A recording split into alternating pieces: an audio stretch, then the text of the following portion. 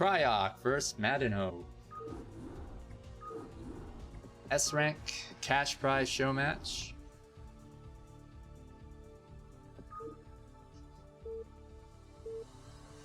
I'm joined by A-Bug.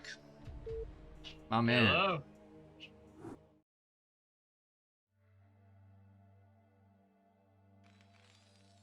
I'll let you do the pleasure of introducing these. I am not familiar with the yellow guy, so I don't want to butcher his name. Let me hear you say it again. I think it's Madinho.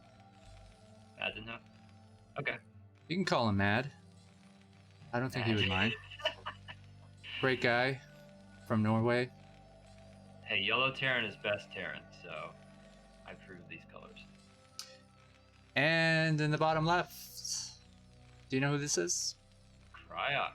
Got to watch his games last week. Very strong Terran. We got a TVT, folks. That's how we're starting it off. You want to fight about it? Well, I think of all the mirror matchups, TVT is my favorite to watch. I think in the very top skill level, it's evolved to the point where oftentimes TVTs become a very quick kill one way or the other, but many times they become very strategic matchups where positioning matters more than anything. So I think I really appreciate watching that. It's not necessarily everyone's favorite, but it's my personal favorite. I feel like I'm in good hands with you casting these games. Thank you. Well, I will warn you, I actually am a Zerg player, so I actually don't really know the builds too well in TVT, but... Fake it till you make it, my friends. Yeah, man. Still looks fun. Do you know how to tell the difference between Fighting Spirit and Polypoid? Because the map terrains look so similar. Moderately Chill from the chat pointed this out. So apparently there's a gap in the mineral line on Polypoid, which does not exist on Fighting Spirit. Okay. And that has different implications in the game, like a Reaver Scarab can go through it. And maybe to help players differentiate the two maps. I've just kind of been looking at like the patterns of grass and mud at the spawn point. Be like, okay, this is Fighting Spirit. Oh, okay. So there's that way as well. But to tell you the truth, I'm not sure I always get it right either. So I'll realize, wait, there's no ramp here. So. Look for that gap in the mineral line. And thank Moderately Chill.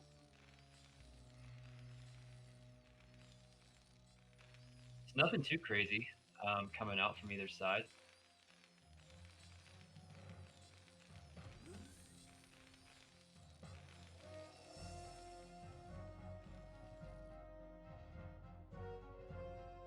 So how was your Christmas here?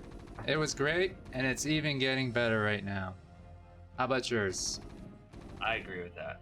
Yeah, it's been I got to stay home, relax. Fortunately, I didn't get to see family that much, but I actually got to. I live in California. My parents live in Virginia, but I got to play some games with my dad over through Steam, talk to him through Discord. So that's cool. That was a special treat. Thanks. Helps make up for not being able to see them. So, you know, we live in a very, very many people don't get to experience some things, I know, but I think we definitely live in a very interesting time where we're able to be home but yet still be together. Right. In ways. Well, I'm glad to have you, my friend. Hopefully we'll be joined by others. If you're listening in the chat, you can hop in and cast with us. So still, I have not seen a variation in the builds. Both have gone for expansion timings almost the exact same time. And now I see a machine shop coming down for, I believe that would be Madden. So I don't see one here for Cryoc, so I'm wondering what if we're gonna try and see maybe some mines or vulture speed. Good vulture control there by Cryoc.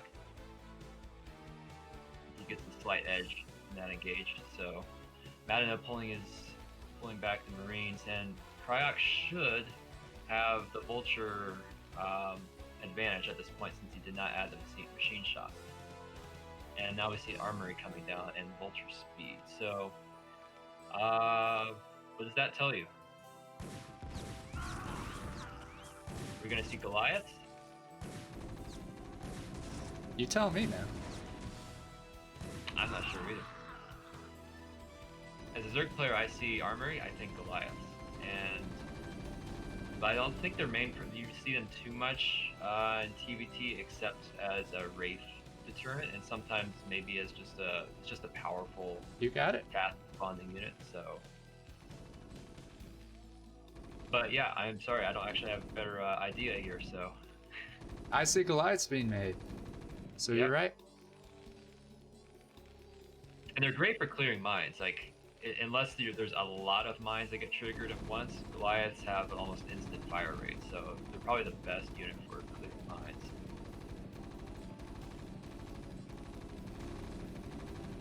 I'm not sure if that's why he is choosing to build Goliaths, but I mean they're also a very safe unit. Like, build a Goliath, you can shoot raids, you can shoot dropships, you can shoot vultures. It's a good all around.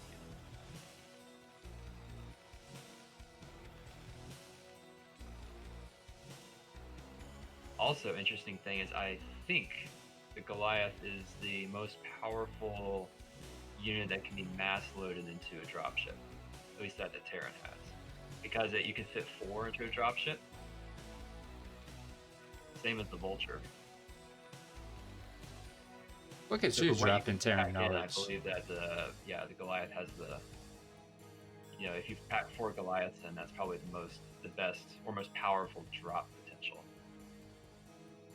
But I'm really just shooting into the wind here. I don't really folks, we have no idea what we're talking about, so come and help us out. Open cast invite. Merry Brood War, everyone. Have you ever thought about that though? Like, why is it that dropships and shuttles, overlords, what's the rationale behind why some units take up more space than others? Like the Dragoon, for example, takes up 4 blocks of space, so you can only fit 2 of them in a shuttle. But the Goliath takes up 2 blocks, so you can fit 4 in a dropship. Same as a Hydralisk. I think someone familiar with the map editor could probably provide one of the best explanations for that. Because they're familiar with the coding of the actual program itself. Like, they didn't choose to use supply. They chose to use, I don't know, it's more arbitrary. So we see Cryoc here, he's got a mild contain going on here on Madinho. Setting up minefield, so I don't know. Does he have any siege tanks yet actually on the front line? Not. So he's got one coming up. I don't think there's a siege line set up yet for Cryoc, so Madinho may be able to break out here. So we see Goliath there. Whew. Yeah. Goliath's really good at killing mines, but not in those numbers. It's a good mine mining by Cryoc. Yellow seems to be behind in SCV counts. Yeah, he's behind in all measures at this point. Down 20 supply. But he does have raids. He's showing his hand right now, though, so whatever. I think he's just forced to show his hand at this point. Yeah, he has nothing else. He has to show them. So, whatever strategic advantage he was going to get with them is gone. He's in dire survival mode at this point. So Mad's Vultures came out just in time to block Cryoc's Vultures from just destroying his own SCVs. Cryoc, so he already has tanks out. He's so far ahead at this point. We'll see what looks like. I think Cloak is now done for a yellow Terran. That's if he ever got it. He's going for the science facility.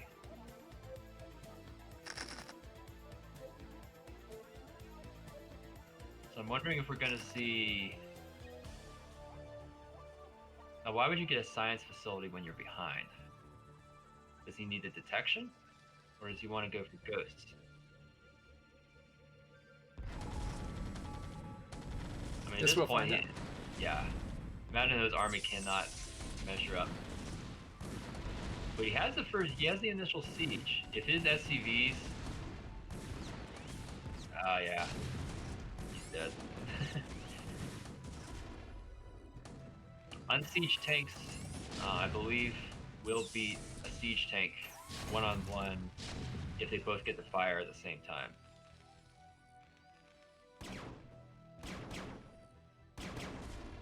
Turret's coming up a little too late. But we got Goliath Yeah, headed there.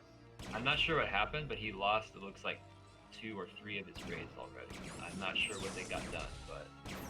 I mean, again, that worker advantage, almost 30 worker advantage for Cryoc.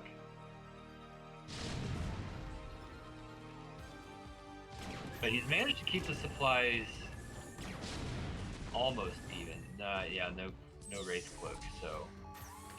He's in, he has managed to hold the line, but it's a line that will probably be broken very soon here unless he can pull off an amazing engagement.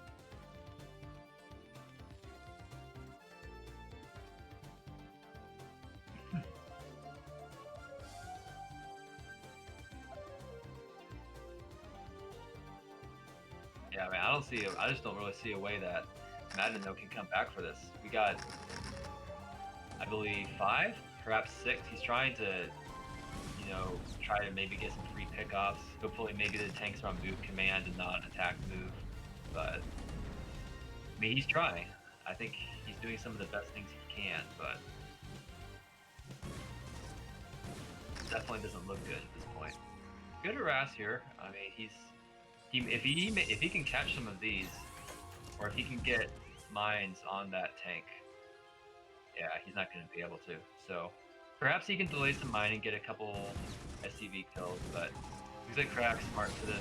He's going to let too much damage be done. Yeah, 1 SCV. But he's got some more mines here, so I don't know if Cryoc messes up his rallies and gets 3 tanks killed by some mines, that's the way. Let's see here. These tanks might run into the mines here, back in the middle. Well, I was hoping this was a command center because Matt see, these mines are about to get. Yeah, it looks like he just killed the mines. Yeah. could have probably expanded by now, and he is taking 3 o'clock. Yeah. Smart expansion. So the same expansion timings. I mean, I feel like that's a very risky expansion, but if he can keep that up, he won't be as far behind as he would have. So, move out here, catching Cryoc a little off guard. Wow, and he actually breaks out. Awesome move out by Madinho, using his vultures to keep a lot of Cryoc's army back while his gained enough strength to push through. I mean, again, I think, I don't remember if I mentioned it on cast last week or when, but TBT is perhaps the most, out of all the mirror matchups, is probably the one that you can do the most from behind. It has the most comeback potential. Protoss versus Protoss, Zerg versus Zerg, a lot of it is just momentum. It's very hard to come back when you're behind. But TBT, tanks... Oh, this was nice. Yeah, tanks are so immobile. We're seeing here, like, Madinho is 20, almost 30 SCVs behind, 25 supply behind. Now, look, he's only 16 supply behind. And the supplies haven't changed, but look at where the map is. He's managed to get a 3rd base. He's broken out of the contain. He's really just traded vultures for a lot of SCV kills and better positioning. So all in all, even though the supplies look the same, Madinho has reduced the gap somewhat. Now, I don't know if I like this move out into the middle of the map, but we'll see what he does with it. Yellow's got superior upgrades, I believe. +2 oh, wow, on his he has tanks. the 2. Okay, so yeah, he's gonna have a huge advantage. I see why he's moving out now. He wants to get some trades going on.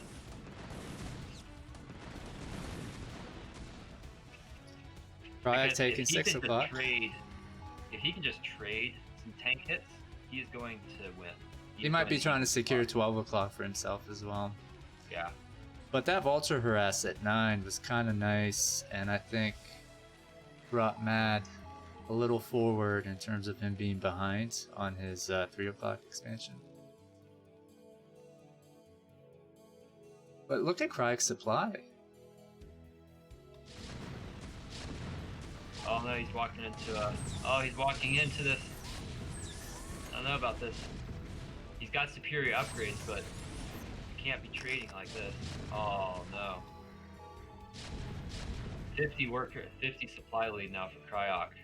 Madinho not watching his tanks.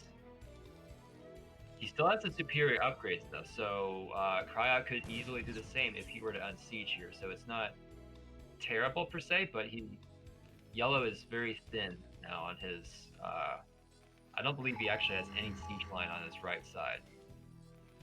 And at any point here, we could see drops come into play. Yeah, we already see dropships coming in for both sides. So the mobility aspect of the game is going to make defensive lines even more crucial here. And as they spread out, each line becomes weaker and weaker. So we're going to see a lot more potential for run-bys, dropship play here as they take more bases. And we've generally seen better engagement control by Cryoc in fights, but better map movements by Mad. So Right. it'll be interesting to see. I don't know if that's a prioritization thing or if it just is looking that way for this game, but we'll see how this. It's sort of a battle of styles. Let's see how this plays out.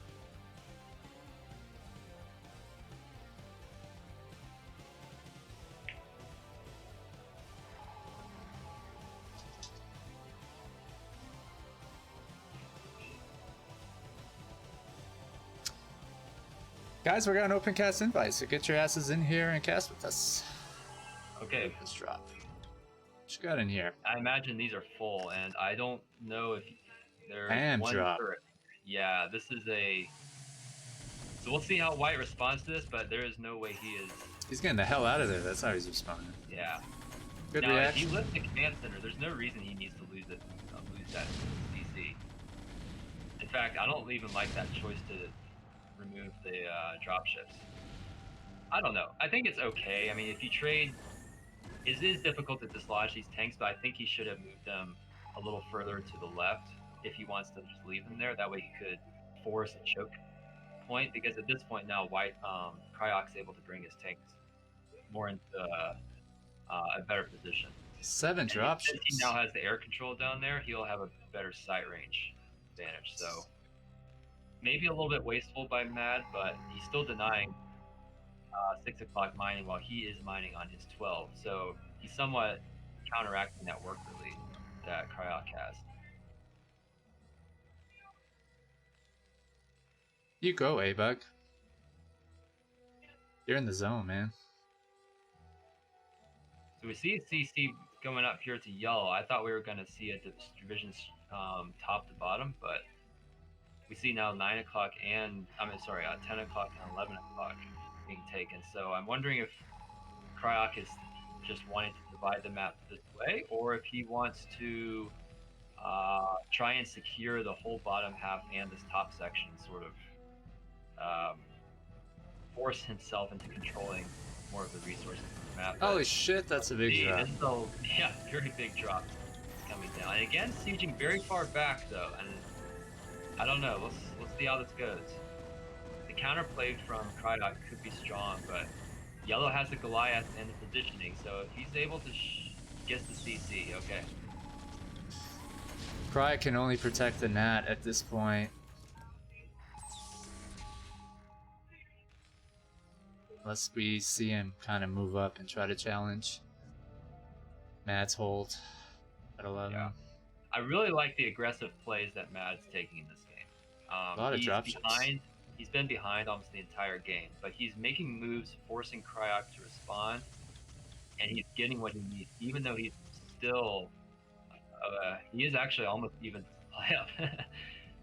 And I mean, what moves has Cryoc been making? What initiative is he taking? I haven't really seen it.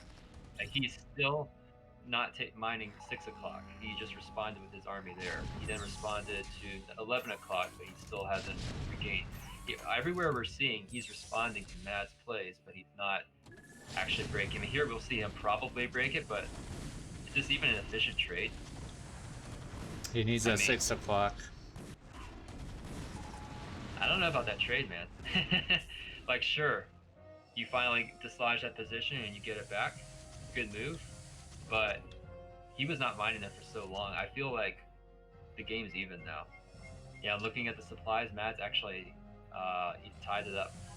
Still a worker advantage for Cryoc, but that tells me there's a bigger army for Mad. And again, we see Mad taking the initiative. I haven't seen any of his bases be denied. I mean, I feel like if you're sieged up first, you're always going to trade better than the person who...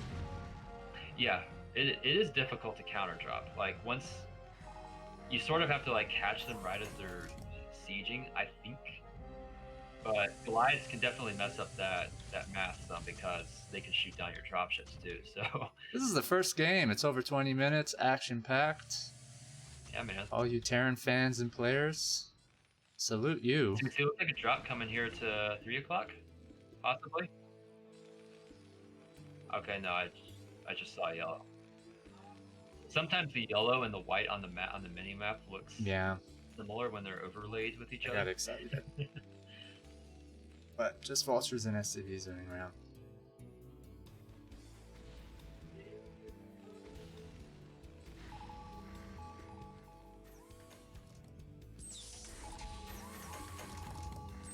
Alright, so Matt is going to take the center. Yeah, looks like some small moves. Looks like he wants to secure center. Oh, okay.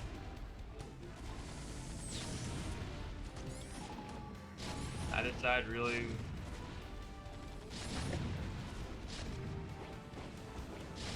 So, yeah, I think that's a better trade for Mad still. He lost, I believe, 3 tanks.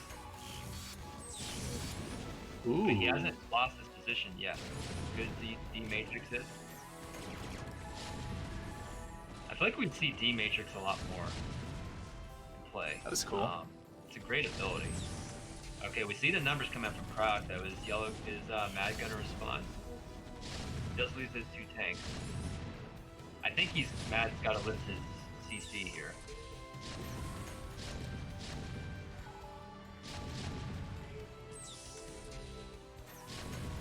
What are Cryoc's upgrades at this point? Does he have +2 attack yet? Okay, he does. He's on 2-1. I imagine Yellow's on 3-1. Okay. Not a huge difference as far as tank versus tank play is that I'm aware of, but still an upgrade lead. Come on, man. You took his base, man.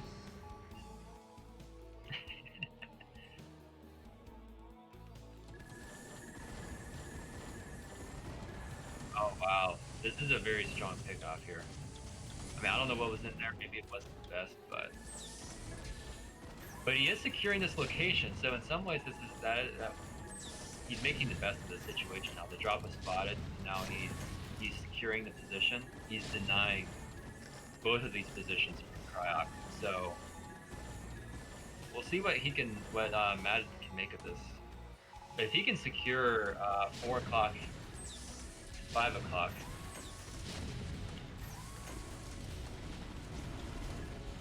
This is an awesome game so far, guys. Game 1. Wow. Madinho vs. Cryoc. Wow, I'm sorry I don't have a score overlay. My graphics guy is working on that, and we will incorporate that soon. Sorry to talk over you there. Yep. I think that was excellently controlled by Mad there. He would by bringing those Goliaths up. Wow, man, cool game. That was Cryoc going down with 6,000 minerals in the bank.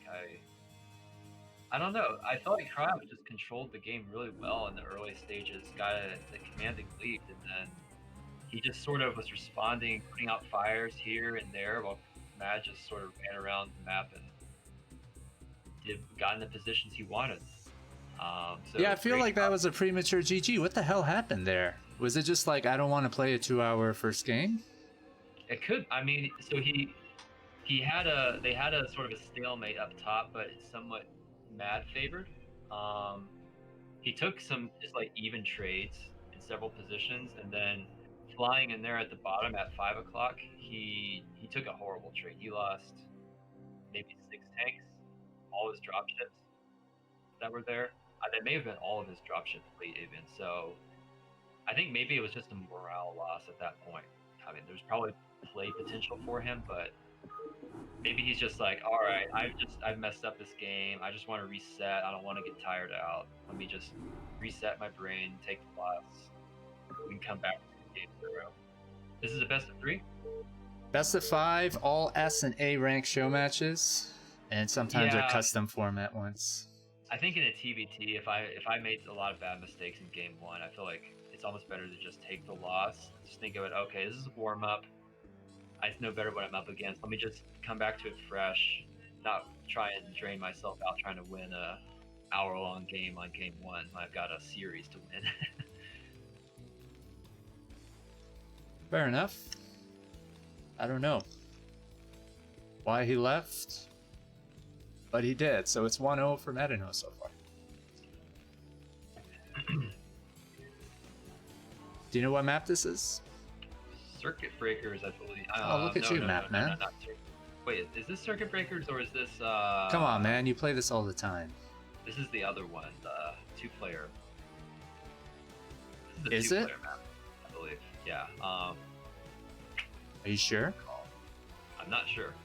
Eclipse? Is that what you were thinking of? No, not Eclipse. The other one. Man. It has it's an extremely long rush distance for a 2-player map. I'm trying to remember what it's called. I just remember because like the rush distance is so long, even though it's 2-player, you can usually go for more economic plays than you would on a normal 2-player map. I'm sorry, I just can't think of the name of it. What about now? I think now it's Circuit Breakers. Yeah, that's your first guess. What did they say? Always go with your initial instinct. Initial punch, yeah. All right, folks, we have no idea what we're talking about apparently. So any knowledgeable Terran players, come join us. Or just knowledgeable map pool players, maybe? We don't even know the maps. So Cryoc scouting. So is Madinho. I mean, it would be a little easier if every map in the map pool each season we only had one map of each tile set. One jungle map, one volcano map, one space map, that sort of thing. But we've got like several space tile maps. We've got like do we have a jungle map? Poor map makers are not allowed to be creative at all or use like the handful of tile sets available to them. I believe Fighting Spirit is jungle. Neo-Sylphid is jungle. I think Neo-Sylphid's jungle, but I think Fighting Spirit and is technically Badlands, right? No, Badlands is Eclipse. Oh, okay. So our Discord, we have map makers who make maps, and it's a pretty unique and original aspect of our series. We sometimes feature their maps in our alternative map pool that Showmatch players can play on. And those maps are being prepared for leagues, events, including ASL and ladder. We also have a channel dedicated to discussing maps that map makers use, and sometimes players provide feedback to them. It's a really cool thing, and I've learned a lot from our map makers and players. Big shout out to them. So we already see some deviation here. Matt going for a starport. Is it Matt going for the starport? Yes, he is.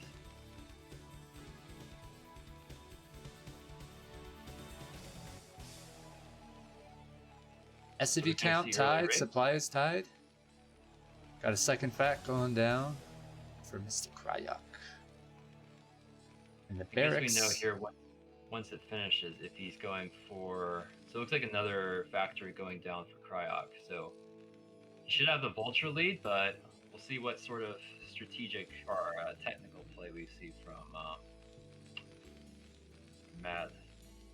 So he's getting the control tower, so my guess is this is going to be a wraith attack of some sort. So I'm not sure, is this going to be some sort of cheese? Is he wanting to do economic harass, or is he going to want to try to use them strategically to control the map?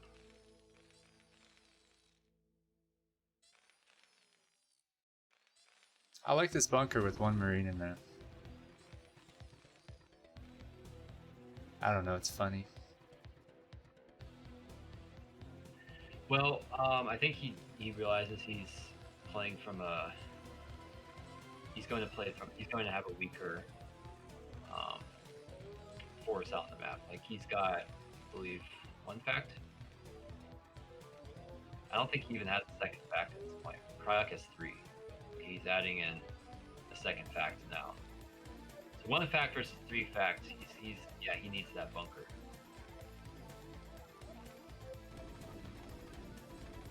So we've got a Wraith on the way, and we have Wraith Club about to finish.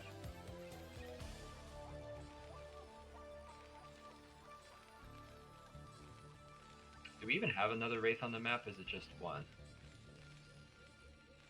That's the first one that's being paid. This should be the first one. I don't see a red, or I'm sorry, yellow dot on the map. What's this? Oh, we do. This is the second one. I sit corrected. All right.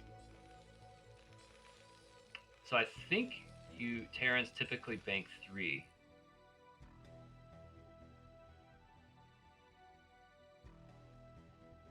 I could be wrong on that, but I think Terrans oftentimes tend to bank up 3. So we got any anti-air defense here? What's going on? Doesn't look like it.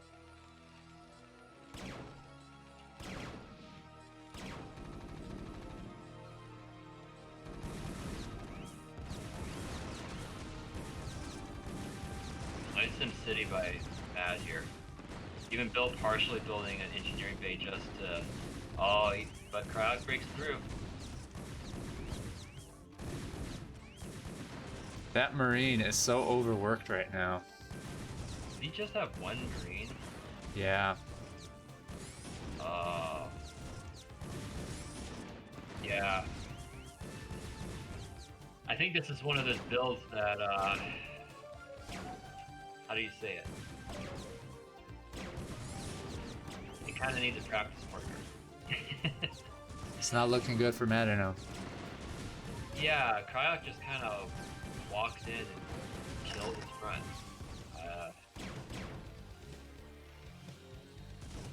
You've got to expect that many vultures to be out on the map. I don't really know. Maybe he's practiced his build before and there weren't that many vultures before. Just a little bit more defense. I think he could have held that, and the raids had completely caught Cryo off guard, but they probably wouldn't have done that much damage to SCVs. I don't know. They kill SCVs very slowly.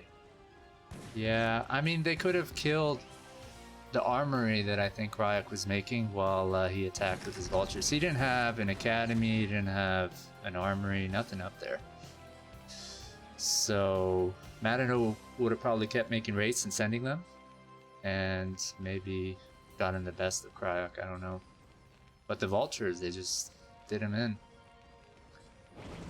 He does clean it up, and he's now down 25 workers.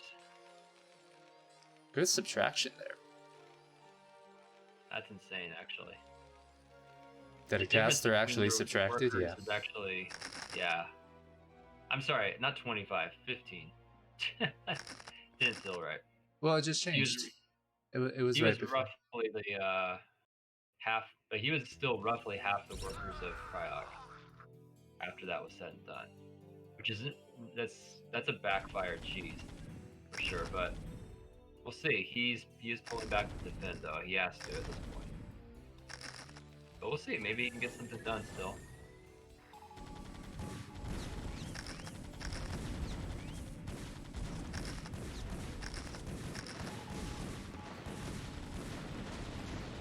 It's an empty bunker.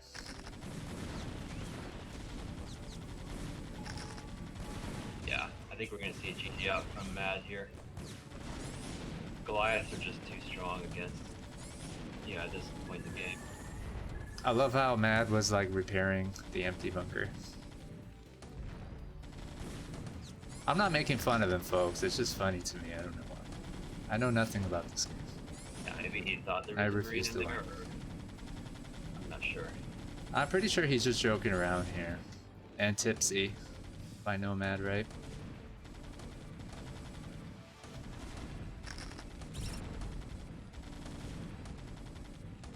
I mean, he's going to clean this up, but at what cost? I don't really see this. Siege Tech is almost done, but I don't know, man. I won't count Mad out after seeing last game, but Yeah, I'm gonna count him this out. one looks even worse than last game. Yeah, it looks pretty bad.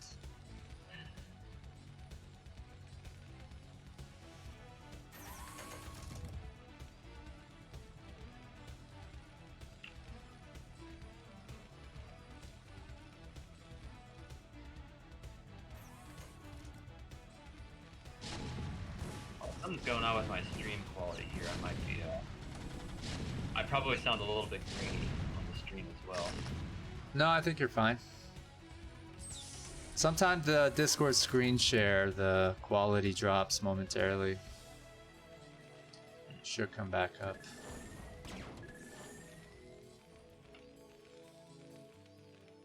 Game 2 goes to Cryoc. There it goes. Yeah. I mean, cool strategy coming from Matt, but I don't know what happened there. That was a little weird. I feel like something was either wrong with the build or something. That was something he had never run into before with this strat. Because I don't know, those Cryox vultures just kind of walked in and killed him. I don't know. That felt weird. All right. Let's go to game 3. It's tied 1-1.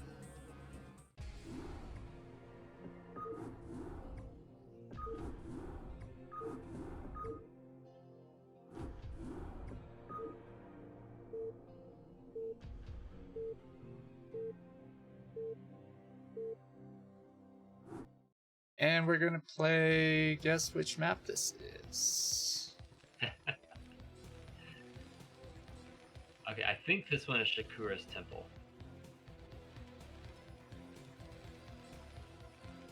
Are you sure? No, because it also might be Regan Bloom. So what sort Let me of... count the mineral patches. 1, 2, 3, 4, 5, 6, 7, 8, 9. Okay, I think this is Regan Bloom, actually. Do you want to tell people what the trick is to tell them the difference between the two? As far as I'm aware, Ringing Bloom is the only map with 10 mineral patches at your starting location. Well, Does that mean you get more minerals, or but each mineral only- patch has a different amount of minerals? Yeah, there's like a low yield, well not low yield, but like lower value on it. And I shouldn't say it's the only map with 10 patches, but the only one in the current rotation. Yeah, it is. I'm not really sure what the design choice was behind going for 10 patches. I don't know if it's to try to give Terran and Protoss more, I don't know, potential, since Zerg has that free gas, second gas, but Shout out to Waldstein, if I remember the name correctly, the author of Ringing Bloom. yeah, I've actually liked this map. It's cool. It's a little bit uncomfortable, especially with that wide open ramp. but and large main base, but definitely had some good games on here. Also a notable bad game on this map. My longest match ever. So a refinery's coming in a tad later. Or Matt. Yeah, it's pretty significant timing actually. So that tells me that Cryoc is probably gonna go for a tech of some sort. What are we gonna see? Are we just gonna look for a more greedy expansion here? Yeah, we see Maddo going for the CC first, while Factory's coming down for Cryoc. So looks like Mad's probably gonna play a little more defensive and try to get an economic edge. I mean, it kind of makes sense on this map. As long as you can secure your choke, getting that early CC. He got it on 14, I think. So that would be, yeah, it's basically the greediest opening Terra can go for. At least that I'm aware of.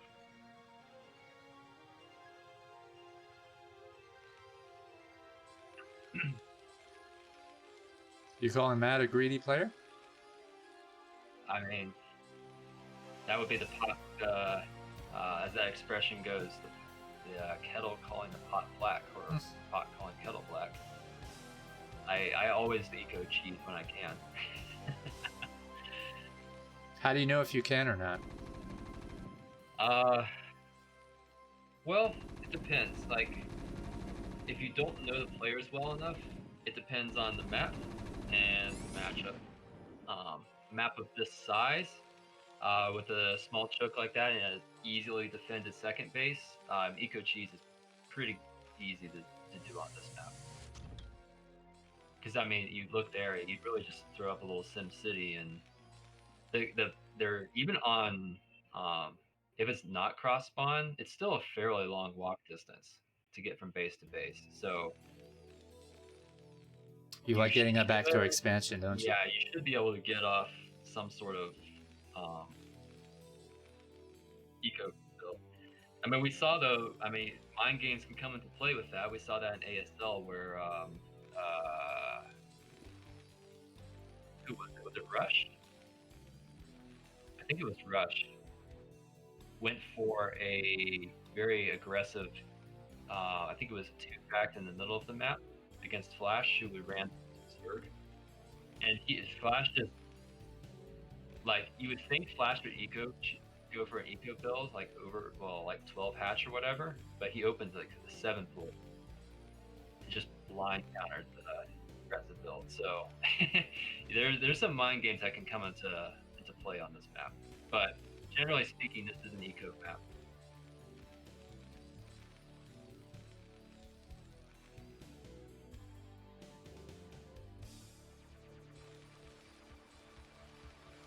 Also, if you think you're much better than the other player, you can go for an eco cheese. I won't say I think I'm better than most ladder players that I play against, but I usually, against like Terrans, on ladder I often open 2 hatch before pool, because very rarely will I ever run into a Terran that actually punishes it. Right, I think a map with the backdoor expansion is pretty cool. A little different. Yeah, I kind of like the pocket expansion maps. They're fun to have. I don't think that they should come like replace other maps, but I think they're cool to have in the rotation. But we see, anyways, Cryoc getting the better position here. Able to force the front.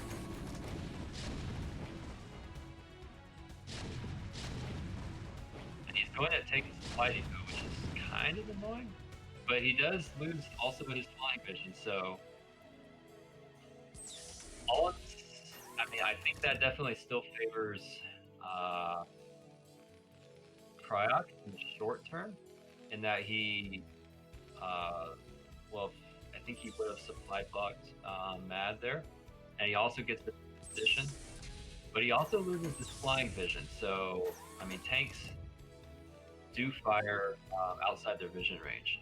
So getting a flying structure like that if you're able to inch forward slightly and then get the vision, your tanks can fire first. So we might see Mad go for some sort of play here. We'll see. Coming with a base.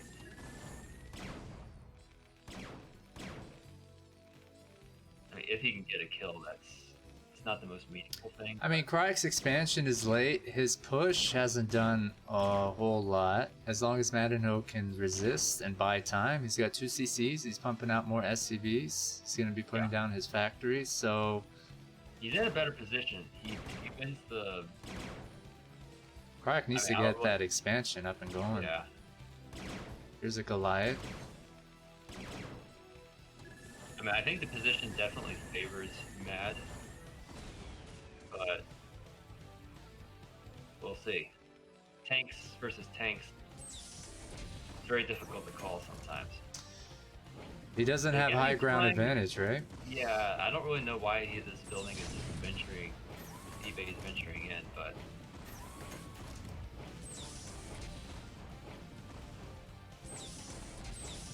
let's see what he goes for. He's getting a second CC and he's getting Goliath range. He's also adding in +1 weapons at the armory, which I do not think Mad has +1 yet. I mean, I love Madinho's approach here. You know, he's got his economy going. He's got air superiority. He can go drop ships. So what if Cryoc is camped outside of his base? Yeah, but one thing Cryoc can do, one thing you can do when you're up against someone, you've contained them, is try to out eco cheese them as a way to get up. So I don't really think double expanding is ever a thing early game in TVT, but I think we're going to see him really lean into the macro game here. We see him already getting upgrades. He's getting vulture speed. He's got a dropship on the way. I think he's going to just try and control the map as long as possible and force Mad to stay on 2 bases. Mad will be stronger. We see he's already up in supply, but yeah, Cryoc still has the positional advantage. So if he can use that to try and level the economic playing field, he can at least play from even footing rather than being behind failed cheese. Which I don't even know if you would call that a cheese, but it was a 1 base play.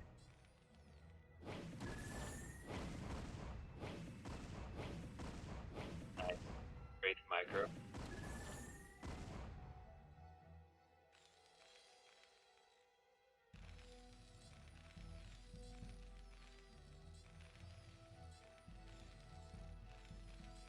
How many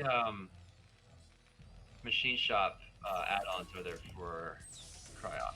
He has 2. Okay, so they're both going to be making 2 tanks at a time.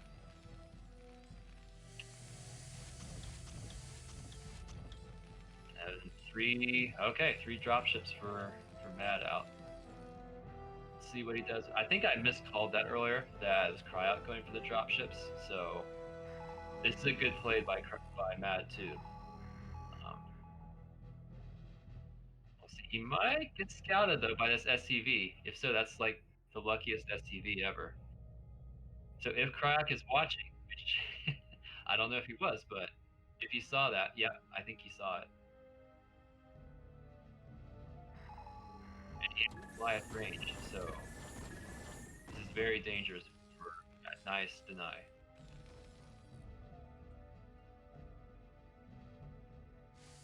You can see Cryoc flying, running SCVs around the map, just looking for any hidden expansion. And he just wants to get where he is in the game. And he's seeing Cryoc is still in his home base. So, interesting choice to set up here, though. It looks like he wants to try to set up his own contain of sorts, cut off any reinforcements coming back, and then he can try and pounce on Cryoc's army and that's on his side of the map. And I suspect that's what this setup right here is to do.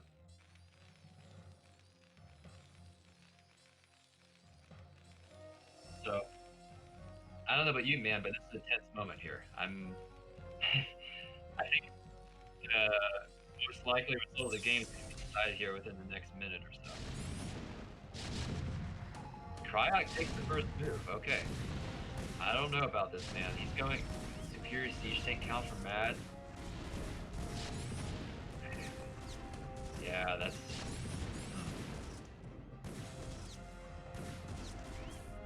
I don't know, man. I don't feel like he needed to make that move. Yeah, I'm not sure. He had knowledge of what was there, right? At the very least, he has scans. Yeah, maybe he thought those units right there were on the way. I don't know. That was really weird. I thought he was just throwing the game away and he's gonna attack and maybe leave because he thought he's behind, but no, he's staying in the game. So a little bit of a misjudgment. Drop here might just kill him. He has no defense to speak of here. Just flying in for free. Wow, mass siege up. Oh man.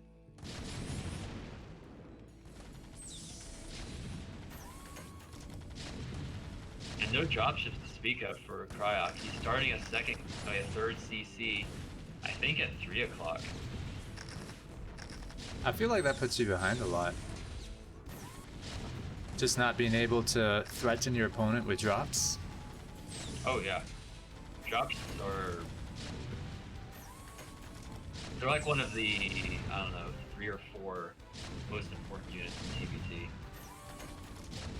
The siege tank, dropship, and I guess the vulture, probably the 3 most important. Like, knowing that he had dropships, he could have made a bunch of turrets out of his net. Just blasted snap right here. A little bit of missed SCV micro. It's hard. I mean, he will break this, but he's behind 20 SCVs. He's on 1 base. He still holds position in the middle of the map, but although I think that drop right there had all of Mad's tanks in it.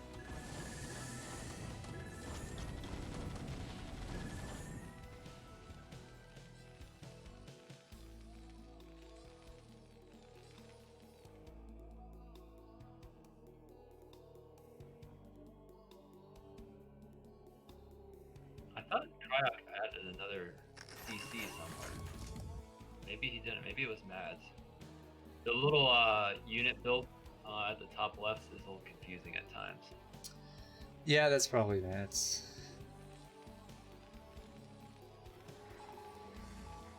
I feel like the top should refer to the player that's at the top of the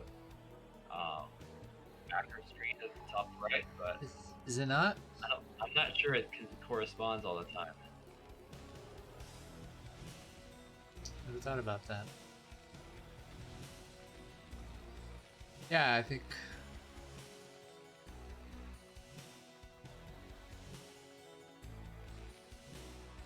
Matt's upgrading here.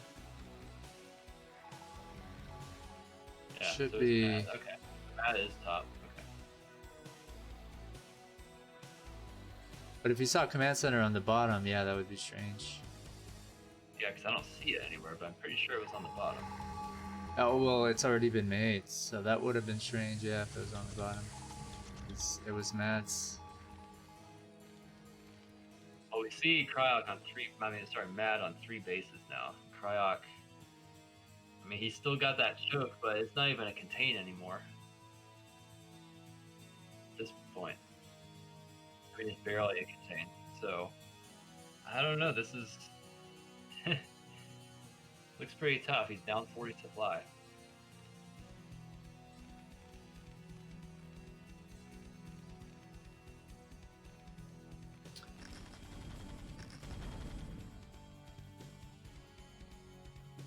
I think he's at this point just sweeping, trying to kill mines.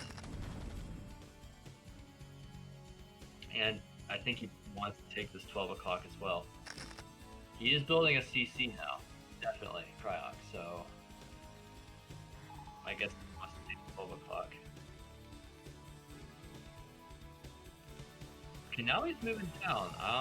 Is he gonna try to threaten 6 o'clock? If he can threaten 6 o'clock, force a lift off. Send back. Yeah. And that would have been a strong move, but with Mad having the dropship advantage, it's very dangerous to drop unless you have overwhelming Goliath support. Which, I mean, yeah, that number of Goliaths with Goliath range, I think it would be ill-advised to drop onto it. So I think he could have actually gone for something there, but we'll see. Just opting not to. And he's taking the mineral only here. That's interesting choice. Maybe he thinks it's easier to defend. That was my guess. But I feel like you want the gas.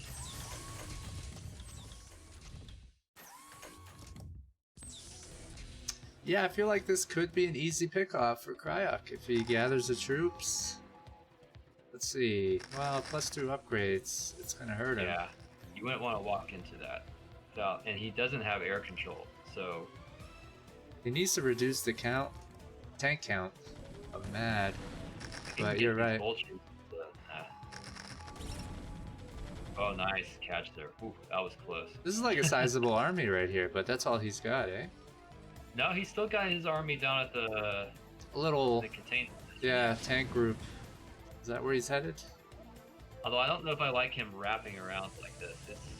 It could be very strong though. If he can actually threaten 6 o'clock, I would like to see that. He would even the playing field. He's a good scan. But there's just no vultures to speak of for Mad. Like, I mean, I'm sorry, for Cryoc.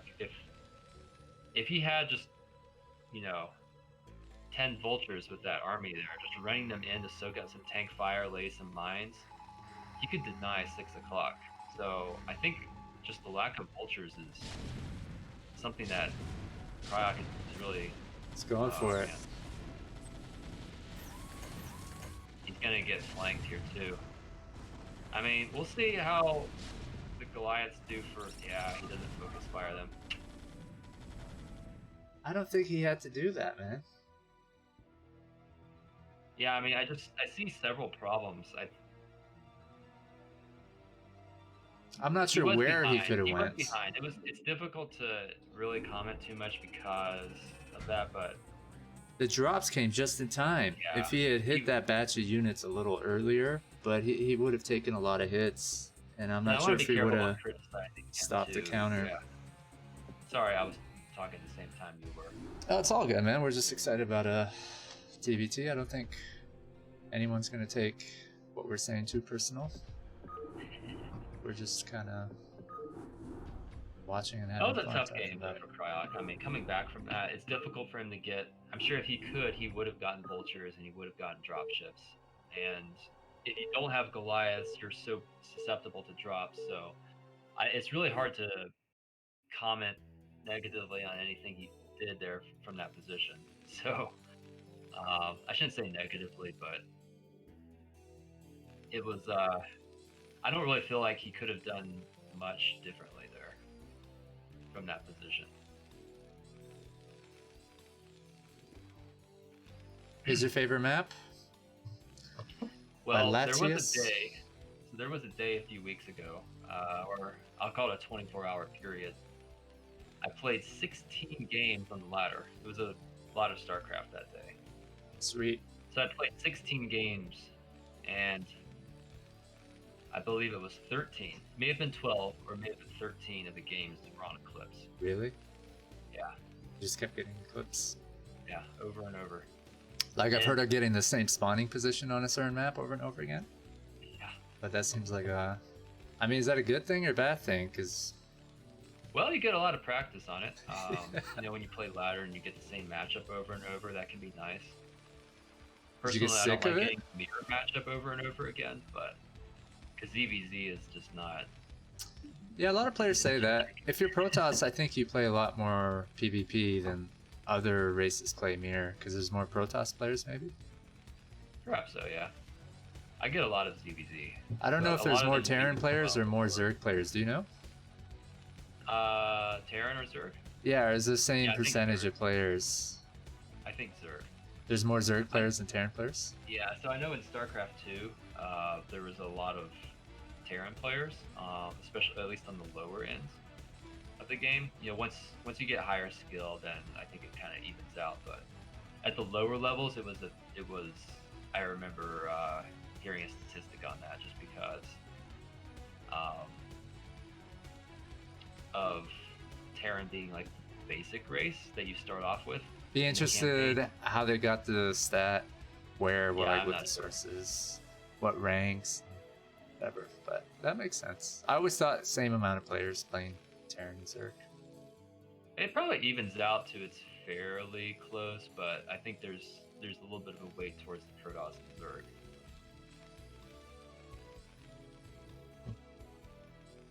But I could be wrong. My experience on ladder is that there's a lot of Zerg players and a lot of Protoss players, and I'll that see right? a Terran from time to time. Hmm. Yeah, but I don't see many Terrans on ladder.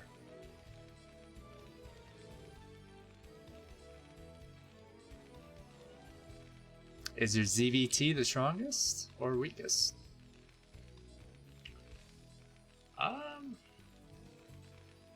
It used to be my weakest, but now I feel like it might be my strongest.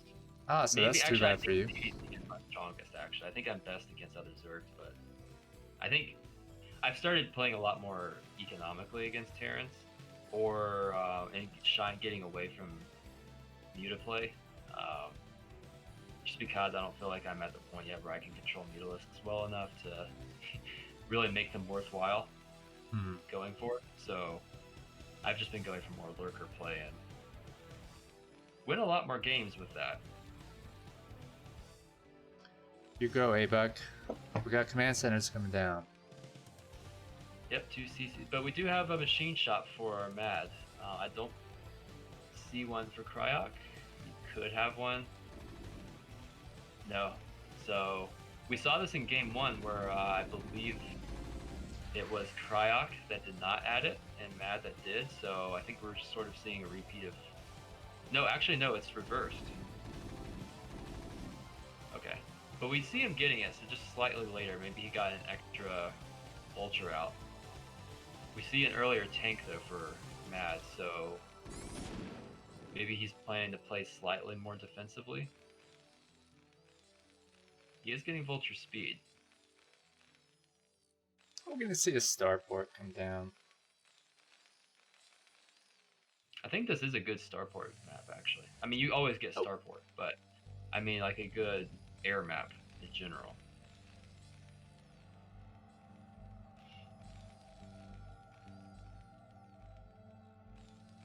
Worker count, not too different.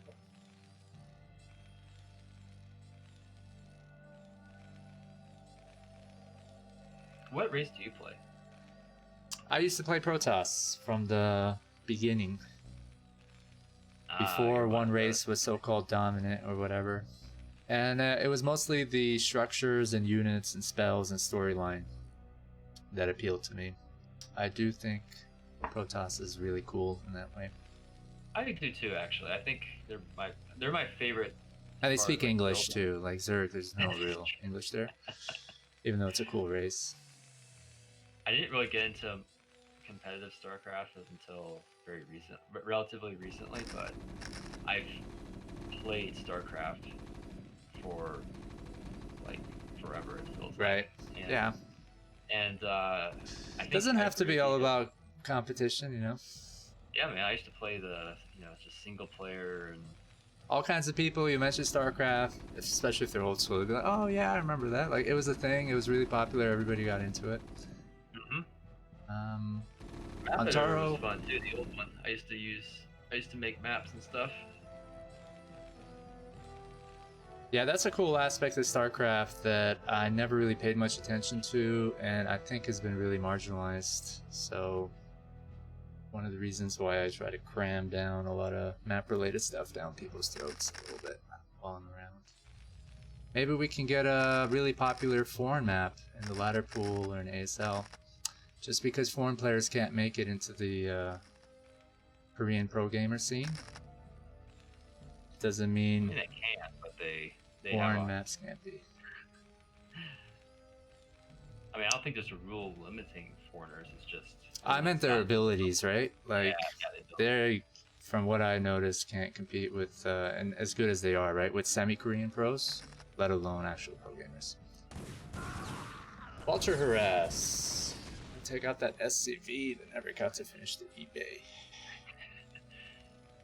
I mean, if this was, I mean, he does actually have. Well, Cryoc is actually the one going for raids, so I suppose that doesn't actually matter a whole lot. If there's the most annoying unit award, does it go to the Vulture or does it go to Mutus? I don't think it might go to Zealots. Maybe that's a really annoying unit to some people. DTs and Zealots are pretty annoying too, but I think the Vulture is the most annoying. As a Zerg player, the Vulture is the most annoying unit. Because on an open field, it's just nothing catches it. Not even speed links can catch it. Penis shaped, pokey. It fits through everything. Body, yeah, it's and because it just goes for your workers too. I hate it. Yeah, it's the most frustrating thing when a Terran just sits in their base and they don't do anything at all except send out these big Vulture armies that just find every little hole they can. And they lose them all very quickly, but they just target. They're like little rodents. Is that where you're going with this? Yeah, and somehow they always get behind your mineral line and they kill all your workers somehow, even though I don't even know how they do it. I would feel like they should prioritize fighting units, attacking fighting units, but somehow they hit my workers anyways and kill them all. And they have scan. Even if you borrow, the scan's gonna get your ass. Burrow is undergotten ability, that's for sure. But yeah, I think it goes to the Vulture. Score is 2-1 for Madinho. If you're listening to this and you want to co-cast the games with us, jump into our Discord open casting channel where I'm sharing my screen. And you can co-cast with us. Did you pause the replay or did my Discord freeze up? I did not pause. Let me know if it comes back up. Something moved and now it's paused again. Okay, now it's back. Here comes the raids. Another annoying unit. I'm just kidding, folks. All jokes. Pretty much all units are annoying, I think. Yeah. I think Zealots really piss off Zerg and Terran players. Yeah. I've learned to deal with it a lot now since almost all the Protoss players go 2-gate now, and so I'm a lot more used to dealing with it, but... Cryoc's getting some a few revenge. months ago when I was first getting into it and Forge Drastic Stand was more popular, the occasional just Zealot move out, that was more of a unusual strat, and it was just really frustrating. Look at this, a lot of kills. Yeah, you didn't see that one coming. But I think with basically any meta, you know, once people get used to the idea, then it becomes not nearly as good. Like, Zealot pressure against Zerg is meta, and I don't see it really going away from that necessarily, but it is frustrating. Anyways. He's gonna get the hell out of there. He got some SCV kills.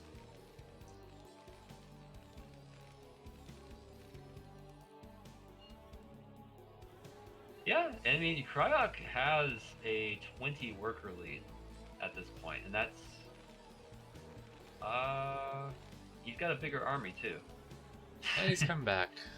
Yeah, so he's this is a little weird actually. I guess Mad's trying to I don't know if sending vultures to attack a starport is the right move. It is if he's gonna get him.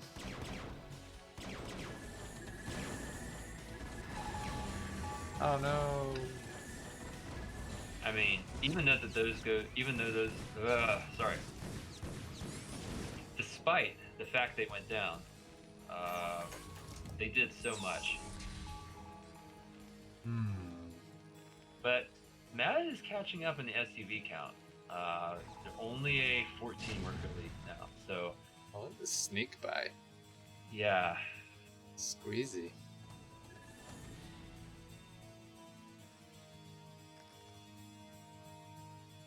I wonder if Cryoc's gonna try and expand to 4 o'clock. So I don't think he can really move out. He also may just be going for a flank. Oh, Okay.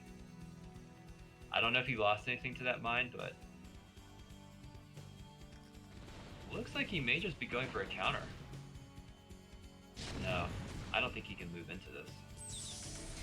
He's gonna try it looks like. I don't know about sieging all this.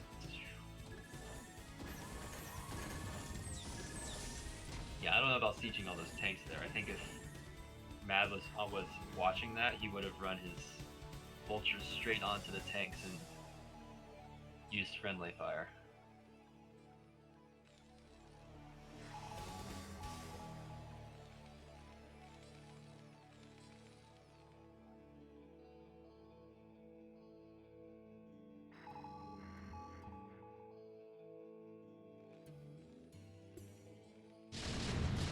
Okay, he's gonna clean this up, I think.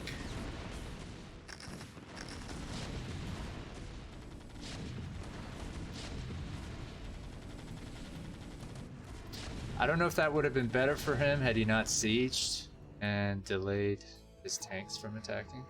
Looked like he could have just went in there and killed off what Madinho has. Yeah, I like his position though. Like he's got, I don't think he has anti-air, so perhaps taking for granted that he had the wraith advantage early on, and forgetting that Mad can also build wraiths, so looks like he could. I mean, if he doesn't deal with this wraith, it will eventually kill the tanks. You know, it's like one of those arbiters. They don't do much damage, but you know, if they hit you for long enough, they do kill stuff. He's got no anti-air. He's gonna lose 3 Yeah. tanks. And 4. Cryoc actually does have a wraith in his base, so he's not lacking anti-air. I don't really know what's going on here, because he has a great position here, but he's losing it to these wraiths slowly but surely. I mean, sure, he can replace them with more tanks, but I mean, trading off tanks for free just isn't good.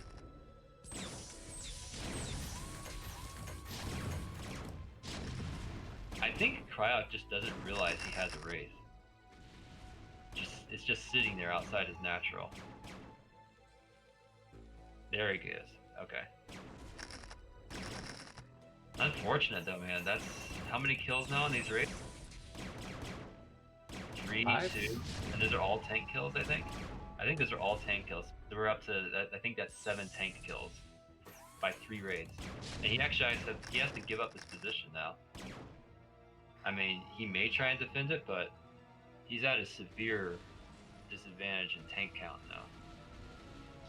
Oh, what's going on, Top? Did he... Okay. He's getting sniped by these tanks. If Madinho was just camped a little further to the right, Cryoc wouldn't be able to sneak out. Yeah, that position just doesn't look fun to break at all. I don't You know can that. sneak out though. There's a little gap there. Yeah, I think he's just gonna try and ignore that. I don't feel like Mad's actually going to try to break that position at any time. This game will probably end with those tanks still sitting there outside of his base, unless Big Mad run uses by. them for a push. But Big run by. I mean, if Mad catches that, all he's got to do is unsiege. He's got a superior army. I don't see how Cry's going to do this. Cry has a lot of minerals as well. A lot of SCVs, almost 80.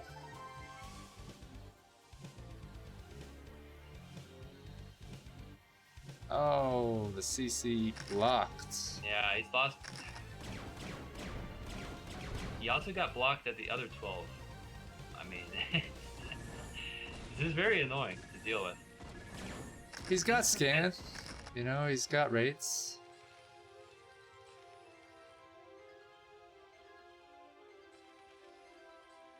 But, you know, when someone's camped outside of your base, how do you develop a coherent strategy? In terms of defending, attacking, expanding. It's a good position, but it's not in the it doesn't deny Mad from getting Cryoc from getting out on the map. And we see Cryoc is still, he's getting up a fourth and dropping his fifth base. So, I mean, despite the position that Madho has held, he hasn't really gotten himself into an economic lead. So we'll see what he does here.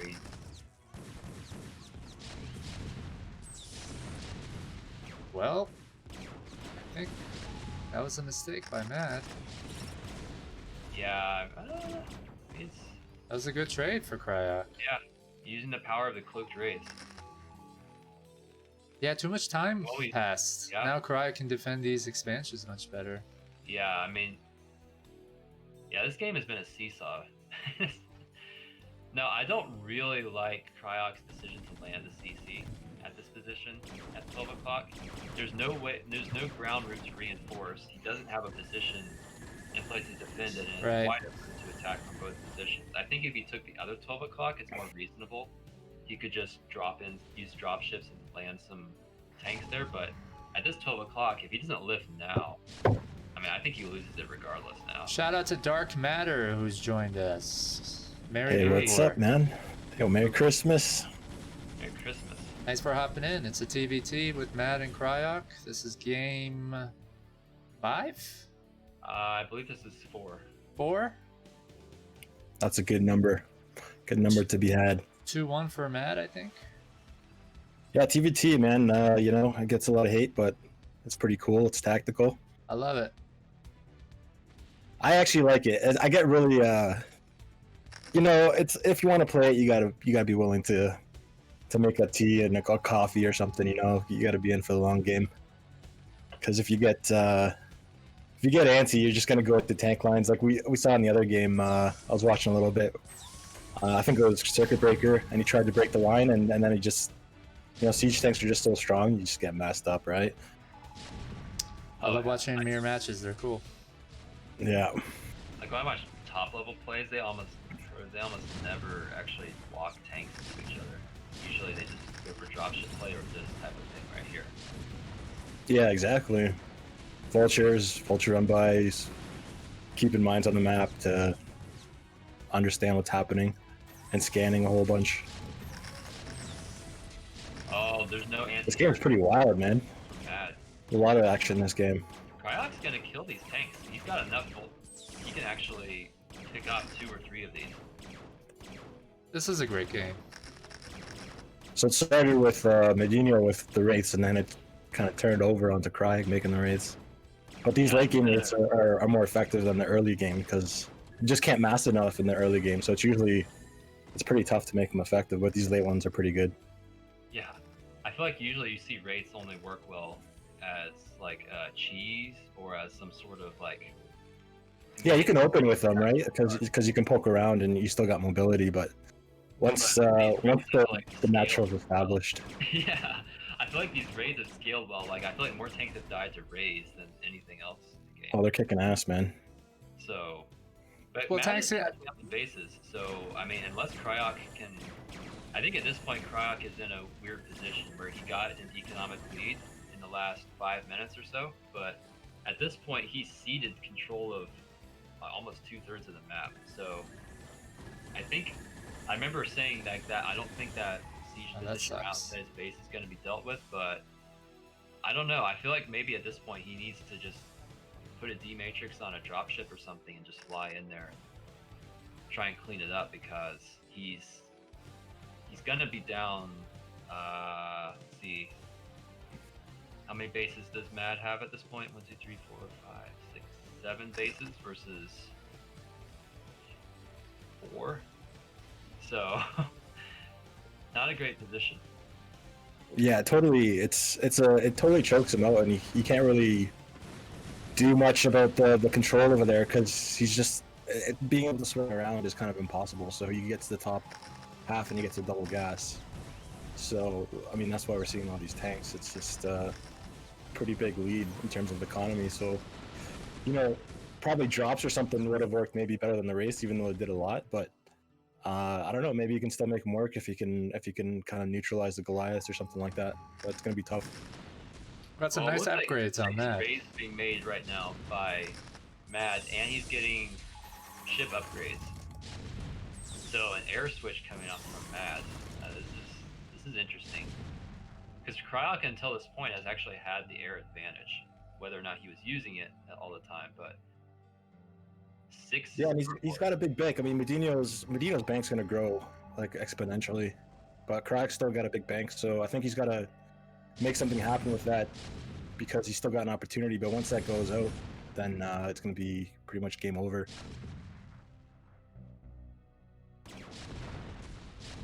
So yeah, maybe this air switch with Madinho, like with all the new bases that he's got, like he can bankroll that no problem. And we see And some, so yeah, it's gonna be efficient with it. here to hit the tanks that were outside of the turret range. But Nice Matrix. big air switch coming out. Yeah, we finally see some dropships for Cryoc, but I don't know, with this huge Wraith fleet that's coming out for Madinho, I don't know how to say his name, but 3-3 upgrades, my friends. yeah. Merry Christmas. Santa brought you 3-3. Let's go, baby. Cryoc's got 1-2. Sorry, I say the order of the upgrades as I see them, but I think the norm is to mention the attack upgrades first. Yeah, it's usually a 2-1 if it's attack. Yeah, Usually that doesn't attack- make sense to me, Yeah, because the armor always shows before attack. yeah, Do I I don't know? really understand that either. Maybe it's because people say attack and defense usually in that order, but Oh my god, what happened to his turrets? These tanks are dead. Or are they? yeah, that. We're gonna have a Wraith battle?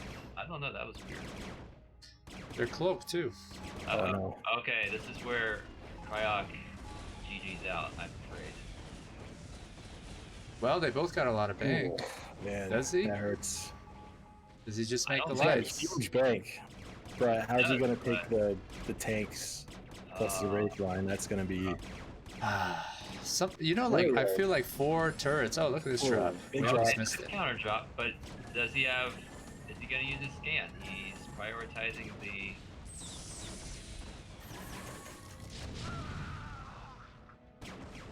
There's green somewhere. that's nice, but it's almost like too little, too late. For some reason, that Goliath is still hitting the eBay. Oh man. So I mean, he can still hold on to bottom right. So The fact that he hasn't broken that choke is like really painful because, like, if you could take 12 o'clock, that'd be really nice for him if you could break that line. But I mean, it's gonna be tough. There rough it is. game. Wow, man. Well played series by Madinho. He wins the series, right? Yeah, so that was 3-1. That was a great Yeah, TVT. I feel like Cryoc actually, I feel like had his best strategic showing in that last game, actually. But I feel like as the games went on, like he generally just kind of got outpositioned by Madinho. We saw, I mean, the game that Cryoc took was more so because I feel like Madinho just did a build that he hadn't really, that wasn't quite ready. I don't really know. That was a strange game, but well played. Those were some fun games to watch. Yeah, I think Okay. Madinho is always surprising. Like he's 2v2 for so long. That's how I knew him. And then like he started making these really impressive BSL runs. And Cryoc's been around for a long time. He's been a high level T, so taking him out, that's pretty good. Yeah, I mean, we saw him last week play some really good games against who was the Protoss player? I don't recall now at this point. I don't think it wasn't like a top Protoss, but it was still a good one. Cryoc just looked like a beast. So I don't know. That was I mean, he played well, but I feel like Madinho really showed some very good strategic decisions that in those games.